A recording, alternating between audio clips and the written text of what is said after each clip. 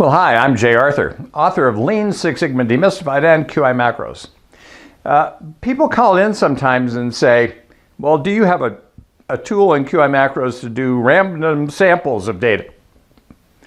I say no, because that's already built into Excel. I try not to do anything Excel really does naturally.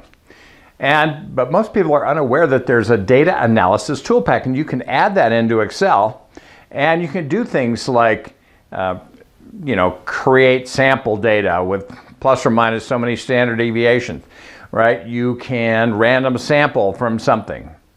I was looking at one data set and it was 150,000 rows of data. Well, we can't plot all of that, so I had one of two choices: do a random sample to get something that I could turn into a control chart or a histogram, or I could summarize all that data by hour or something like that, so that I could actually get down to something that you could actually plot. But this is the thing. Excel has these tools in there.